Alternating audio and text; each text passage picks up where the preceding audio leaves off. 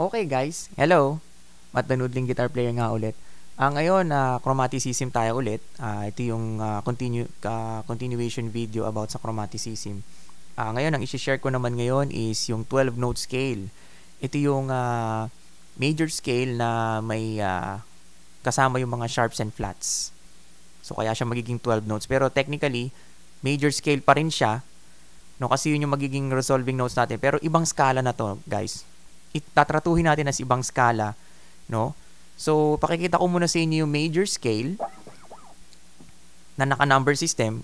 Gaya nga na shinare ko dun sa video about sa number system. I-check nyo na lang yun, guys. So, ito yung major scale, ano? In the key of C. So, 1, 2, 3, 4, 5, 6, 7, and then octave. Then, pangalawang octave, 1, 2, 3. Same thing din. 1, 2, 3, 4, 5, 6, 7. Octave. Yan. So, yan yung 8 nota or 7 nota ng major scale. No? Ito naman yung 12-note scale. Okay? So, kaya siya tinawag na 12-note kasi nga, naging 12 na siya. Ito yung major scale na dinagdagan natin ng mga sharps and flats. No? Kaya naging 12 na siya. Na magiging 12 na yung notes instead na 8 or 7. So, ito na siya. 1, chromatic note, yung flat 2, 2, chromatic note, yan yung flat 3, 3, and then 4, kasi wala namang sharp yan, half step yan, 4, sharp 4, or flat 5, no? 5, no? And then flat 6, okay? So, flat 6, 6, 7, okay.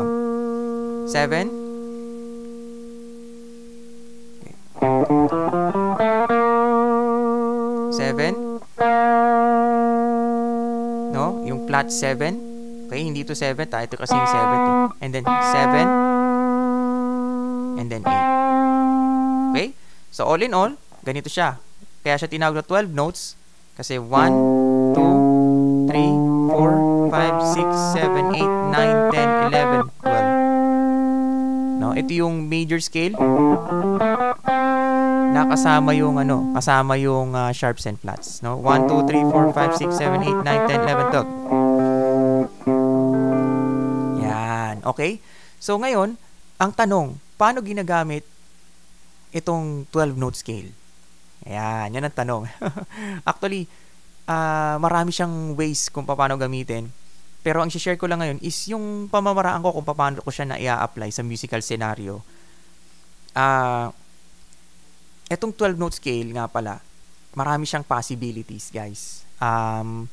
Hindi lang tayo naging musician para mag-aral ng skala. Naging musician tayo para i-steer up or i-cultivate yung ating creativity. So, kunyari, may natutunan kang skala, hindi mo inaaral ang skala for the sake na maitugtog mo yung skala na yun sa music lang, hindi lang ganun. Nag-aaral ka ng skala para mapaglaruan mo, ma-jumble mo yan, ma-explore mo yan, galugarin mo yan, kumaga sa sasakyan, explorein mo, kalikutin mo, or i-explore mo kung anong pwede maging possibilities ng skala niyan at ano pang pwede mo ma-create na mga licks, mga notes, set of combinations na gamit niyan. Yun ang purpose nun, guys. So, ganun ang gagawin natin dito sa 12-note scale. Kaya ako siya nasabi na marami siyang posibilidad kasi yung 12 notes na yon, marami kang pwedeng ma-generate na skala na hindi mo pa nagagawa sa talaan ng buhay mo. O, di ba, guys? Ang galing, di ba? Sa 12 notes na yon, maaari kang makagawa ng hindi mo alam, nakakagawa ka na pala ng harmonic minor scale, melodic minor scale, diminished scale, or diminished arpeggio, or diminished lines, or whatever. Meron ding Mixolydian flat 2. Ayan, yun yung mga hindi masyado naririnig. Harmonic major scale. Yan. Maaari mo magawa sa 12-note scale yan. Pero 12-note scale lang ang ginagawa mo. But then again, makakagawa ka ng ganong line, which is gagawin natin yan ngayon. Gagawin natin yan. And, hindi lang yan. Yung 12 note scale, pwede mong isunod while playing along the chord changes kasi nga, since dinadaanan mo 12 notes siya, maaari kang magpalit ng mga modes ng major scale gamit yan. Kasi, ang pag-play ng 12 note scale, hindi siya talaga literal na 12 notes. Ang gagawin natin pag-play is, ganito yan. 12 note scale siya, at the same time, i-mix din natin siya ng konti with major scale. So, hindi siya purely na 12 notes lang. 'Di ba? Kasi hindi naman pwedeng tumutugtog ka lang ng ganun.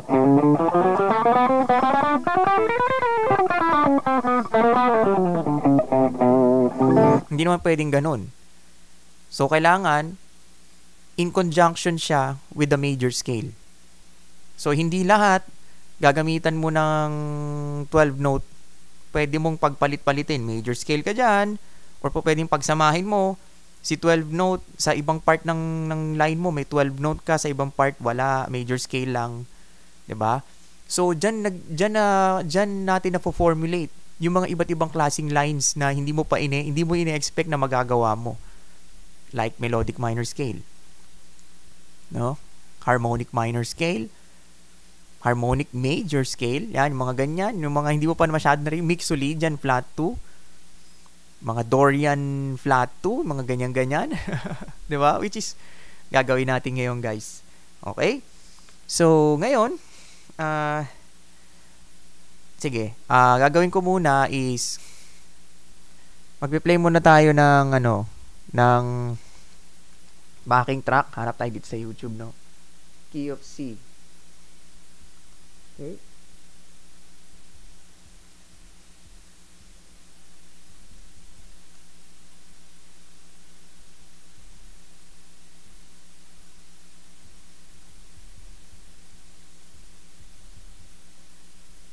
Okay, tingnan natin.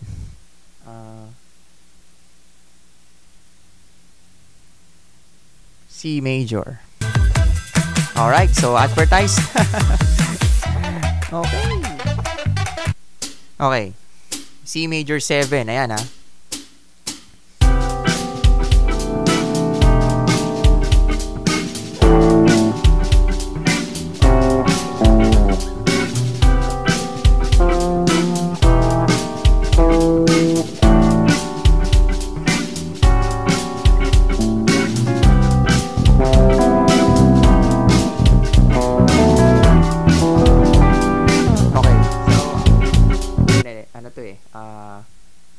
Key of G. Hanap tayo ng key of C.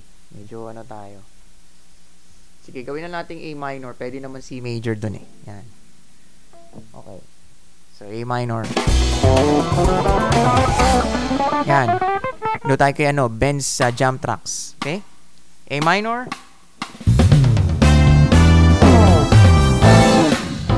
So, C major scale.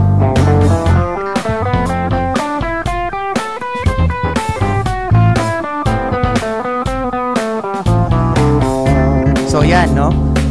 Major scale in 12 note.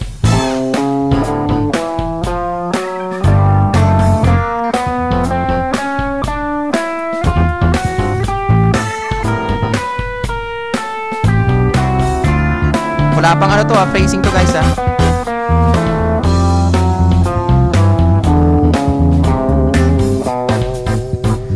Okay? So, yan lang, guys, no?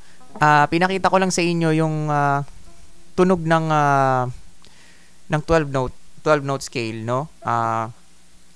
But then again, ang gagawin natin is magpo-formulate tayo ng mga licks gamit yung 12 note scale, which is gagawin natin ngayon, no? And then saka natin aalamin kung ano yung mga chords nito. Okay? So 12 note scale, no? 1 2 3 4 5 6 7 8 9 10 11 12. 1 2 3 4 5 6 7 8 9 10, so on and so forth, diba? So simpleng skala lang, guys, pero maraming pwedeng gawin. And anong una kong dito? Anong una kong resolving notes? No, 'di ba? Gaya nga nasabi ko, hindi tayo pwedeng magbabad sa flat and sharp notes ng 12 note kasi nga lalo na hindi ganun kalalim yung song natin na ginajamingan, lalo na kung sa church chords lang, hindi ka pwedeng magbabad sa sa ganito, no? Naka-C ka, tapos nagdag-C sharp ka, hindi pwede, no? Key of C yung song, tapos biglang C sharp ka, hindi naman pwede yun. So, may mga resolving notes tayo. So, ang mangyayari, magiging passing lang lahat ng mga sharps and flats ng 12 notes, no? Pero 12 note scale pa rin ang ginagawa mo kasi kasama siya sa scale pattern mo. At the same time, it works hand in hand with the major scale, no? So, salitan yan. 12 note ka, major scale, depende sa'yo, no? Ang mga resolving notes ko lang dito, gaya nga na sinabi ko doon sa unang video na shinare ko, is yung 3rd and 7th note ng major scale, which is 1, 2, 3rd note, 4, 5, 6, 7 note. So on and so forth. 1, 2, 3. Yan na naman. 4, 5, 6, 7. Yan. So gagawin natin, mag-formulate tayo ng lick na kung saan nag-e-end sa 3rd and 7th note. Hindi naman lick, parang line lang siguro para magamit natin dyan sa sinajamingan nating backing track. Ngayon, bakit 3rd and 7th note ang napili ko na note na ending notes? Kasi yung mga notes na yun para sa akin, neutral siya. Hindi siya masyadong overpowering kapag ka bumagsak ka sa 2nd or sa 5th or sa 6th, no? Hindi siya masyadong overpowering. So, ibig sabihin, kung nandun ka sa senaryo na hindi mo alam kung ano yung susunod na chord or hindi mo, parang on the spot ka, at least sa 3rd and 7th note, medyo ligtas ka ng konti. Kasi, kahit man major chord yan, basta nasa tamang, yung family chords, hindi nag-iiba ng key, basta yung chord lang na ginajamingan nyo is nandun lang sa mismong family chords na yon, no? Kahit pa major yan, or minor, or major 7th, basta nandun lang sa family chords na yon, hindi nawawala, kagaya nito, no? Safe ka sa 3rd and 7th note. Hindi ka magtutunog parang namamali ng following chord or following the chord progressions, laging nag-harmonize, no? So, yun, gaya nga na sinabi ko sa unang video, pinaka-safe yun kasi in case na meron kang on the spot na jamming, no? Kung magto-12 note ka, chromatic line,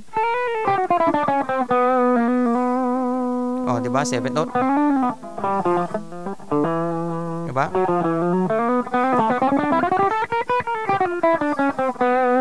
O, diba? Kahit o, diba? So, 12 note lang yun na hinaluan ko ng major scale. So, magiging ganun ang outcome ng tunog mo. Hindi siya masyadong overpowering at hindi rin siya masyadong out. So, maganda yung resolution, no? Yun lang ang masasabi ko. So, yun. 3rd and 7th note, mag-formulate tayo ng lick gamit yung 12 note scale. Ayan na. So, ito na, no? 12 note scale ulit. Then, 4, 5, 6, 7, 8, 9, 10, 11, 12. Okay? So, ang una natin gagawin is mag-isip tayo ng lick gamit lahat ng mga notes na yun, ng 12 note scale na yun, na nag-i-end sa 7th note. So, ano kaya kung ganito?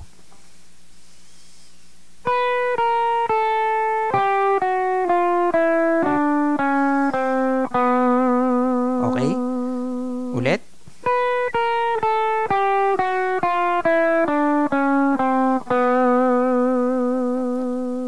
No? So, try nga natin. So, yan na.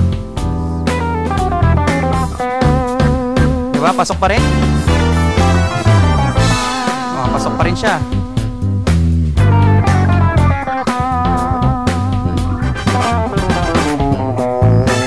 Oh, diba? Pasok pa rin?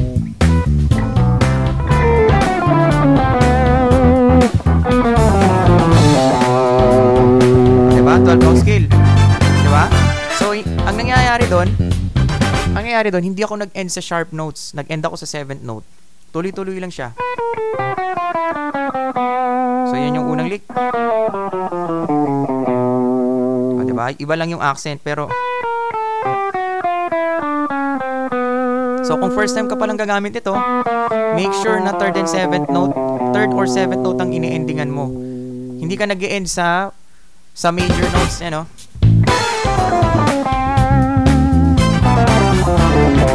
Diba? Iba yung tunog. Kesa sa...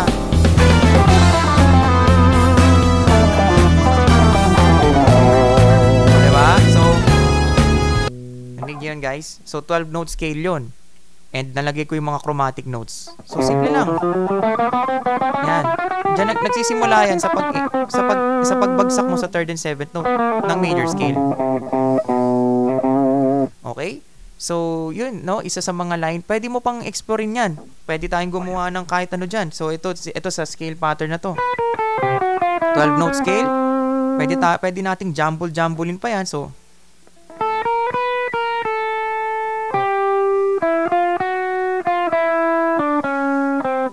basta sa 7th note ka lang mag-e-end. 1, 2, 3, 4, 5, 6, 7. O, ano yung lick na yun? O, pwedeng ganun. Sige, subukan natin. Iba-ibang chords yan, ha?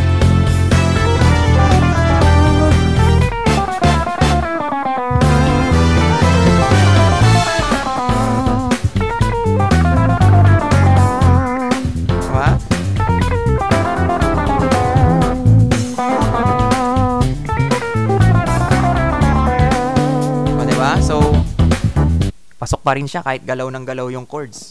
Kasi 3rd and 7th note ako, no? Same thing din sa 3rd note. Pasok tayo. Diba? O,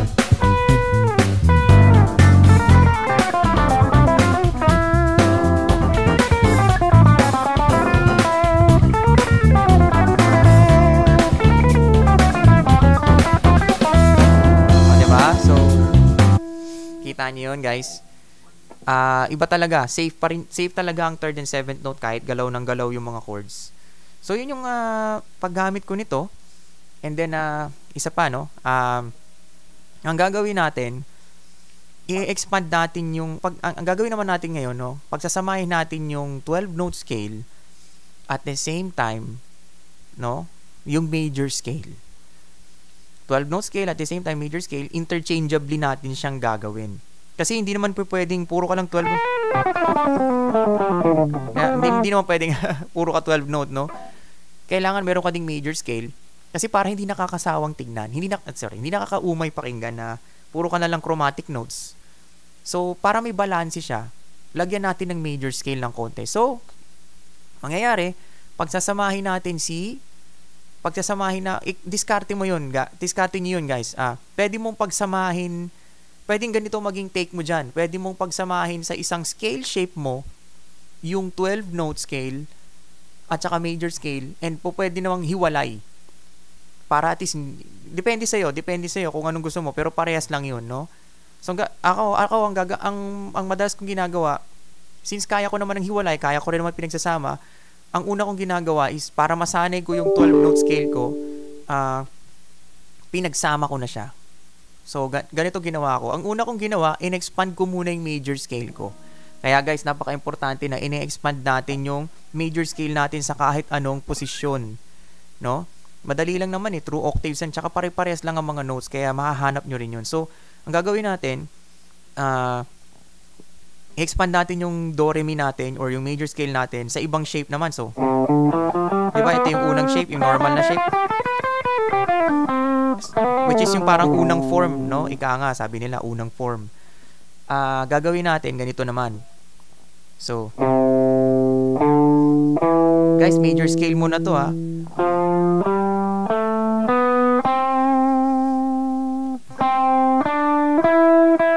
Diba?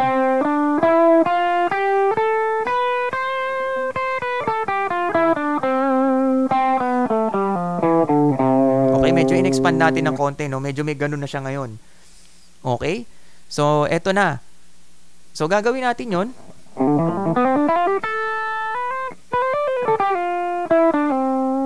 No? So,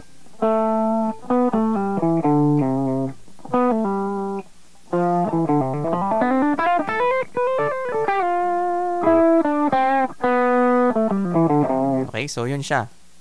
Yun yung major scale natin. In-expand lang natin, guys. Huwag kayong malito, ha. Inilipat lang natin ng posisyon. Gagawin naman natin ngayon yung 12 note sa ganun. So, same principle pa rin. Wala yung lahat ng mga sharps and flats na meron yun. So, yan. Yan, no?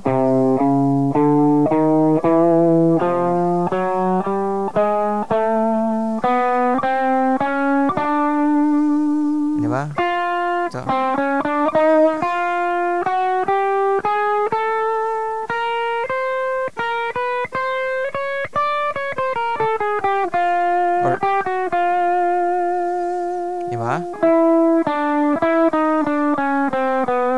O, diba?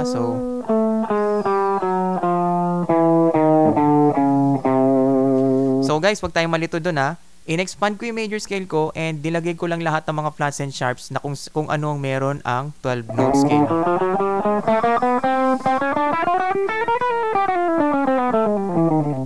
Ayan. So, kailangan dito sa point na to, meron kang strong na mastery ng iyong mastery ng familiarity ng tunog ng major scale mo kasi yan ang gagamitin mong skeleton ng iyong 12 note scale.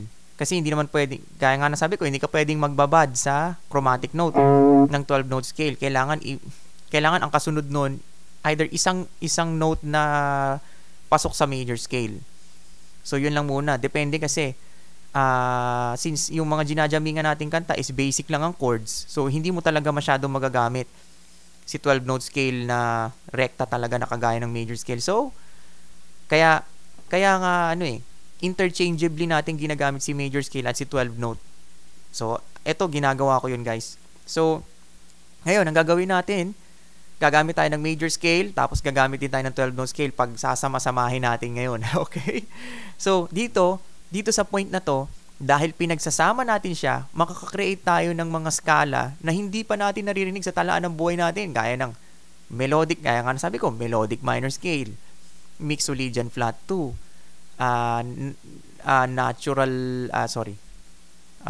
harmonic major scale, harmonic minor scale, magagawa natin yan. So, try natin, no? Melodic, siguro, try natin yung, try natin, sige. Major scale, no? Yung katulad ng shape na ginawa ko kanina.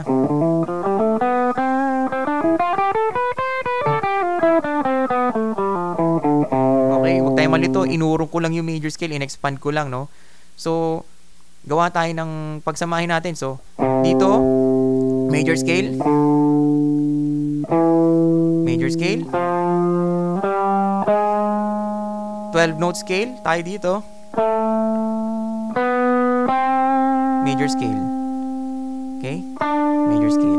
Or po pwedeng 12 note scale pa rin dito. Tapos dito, 12 note scale. Ayan o, sinama ko yung sharp.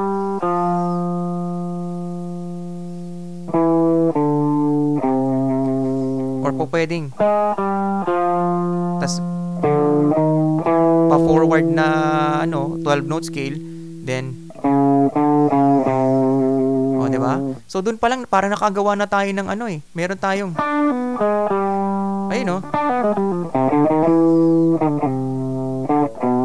and kaya nga nasabi ko, pag nagto 12 note scale ka or nagme-major scale ka, lagi ka nag-i-end sa third and seventh note, so 7th note. So ito yung lick, no? So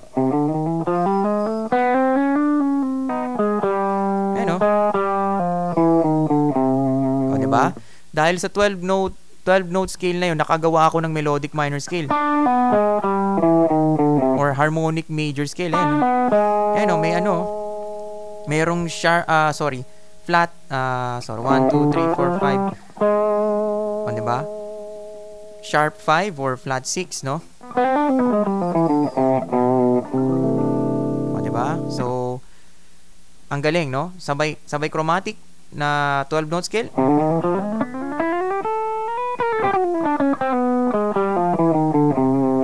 So, pinagsama ko yung major scale, no? So, sa unang part muna ng line ko, hindi muna ako nag 12 note.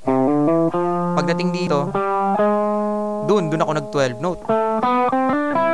Major scale, tas dito ako nag 12 note sa bandang huli. 12 note, tapos 12 note na naman, 12 note, major scale, kasi hindi ako diba? So, yun yung lick, no? Nakagawa tayo ng melodic minor lick. Dito mo, imagine mo. So, major scale, pinagsama natin yung major scale tsaka yung 12 note. 12 note scale ako dito. Yan, no? Nilagyan ko lang ng sharp flat. Hindi ko naman alam na, basta ang alam ko lang, yung sharp note na to, kasama siya sa part siya ng scale ng 12 note. Hindi ko na inalam kung melodic minor ba siya or what, no? Major scale. 7th note. 7th note. 7. Kasi ito yung 8 eh. Ito yung 7. Okay? 1 din to, pero ang pag umurong ka pabalik sa 1, 7th yun. Okay. 8 tsaka 1 parehas eh. So pakinggan natin ah. So ayun, may nakuha tayong lick, 'di ba? So ayan.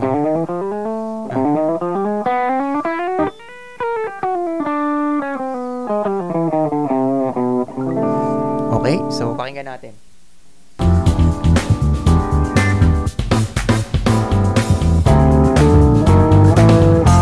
12 note muna ako.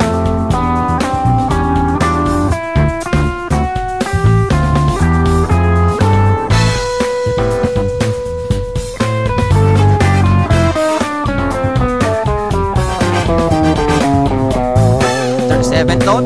So yan yung 12 note na expanded ha. Huwag tayong malito dyan. Ito na yung nagawa nating lick kanina. So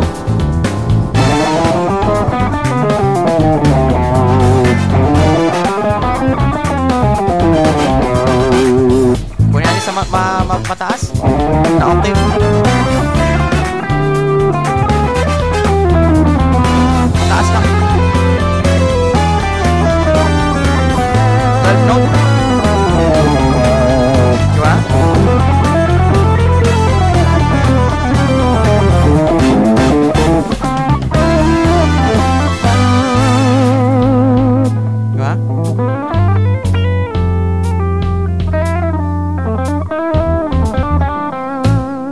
Diba? Major scale. Tapos bigla ka magtulot. Tapos dito major scale. 12 note. 12 note, diba?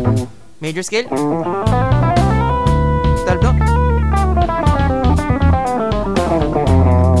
O, diba? Lagi ka nag-end sa 3rd note and 7th note, diba? 3rd note and 7th note lang ako nag-end. Ayan o. 7th note, 12 note yun. Kanina lang yun, no? 12 note na naman. See? So, maraming pwedeng possibilities dito. Kaya nga, gaya nga nasabi ko, explore nyo tong skala na to. Makakagawa kayo ng mga skala na hindi nyo akalang magagawa ninyo sa 12 note scale. And simpleng yun lang. Yun lang yun. Yung major scale, nalalagyan mo ng lahat ng flats and sharps. Kaya siya naging 12 note. And para mai-apply mo siya na maayos sa mga basic chords, sa mga magagaan na mga chords na song na may mga magagaan na chords, hindi naman masyadong komplikado. Gamitin mo si 12 note ng may resolution. Huwag ka mag-stop dun sa mga sharp notes and flat notes. Mag-end ka sa 3rd and 7th note. So yun lang siya. No? So once again, ito lang yun, no?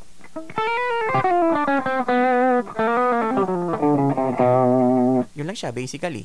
Pero kaya ako sinasabi na major scale yun kasi 12 note yun. And nag-end ako lagi ako nag-end sa 3rd and 7th note. So this scale comes in handy, guys, lalo na pag nasa sitwasyon kayo na hindi nyo alam ang chords and medyo parang medyo jazzy yung mga katapat ninyo. So medyo ito, magkakaroon kayo ng laban dito kasi makakasabay ka, yan, no? So, kagaya niyan.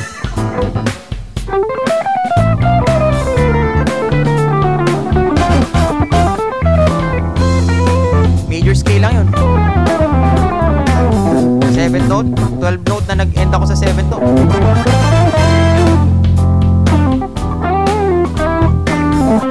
Major scale, 12 note.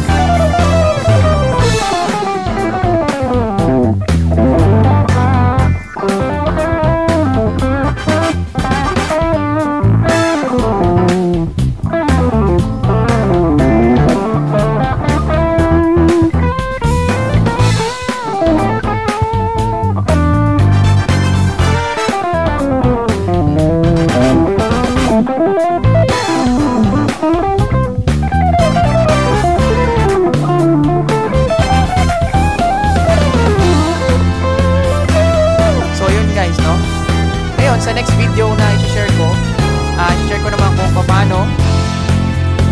kung paano ginagamit ang 12 note scale in accordance with the chord changes. Eto, medyo ano na yun, medyo major scale pa rin pero medyo may timing na. May involved na mga timing kasi nga susunod ka na sa chords. Hindi ka lang mag-end sa 3rd and 7th note, may madadagdag ka pa. Yung ibang chords pa susundin mo, no? Which is abangan nyo sa next video. And salamat guys. Rock on.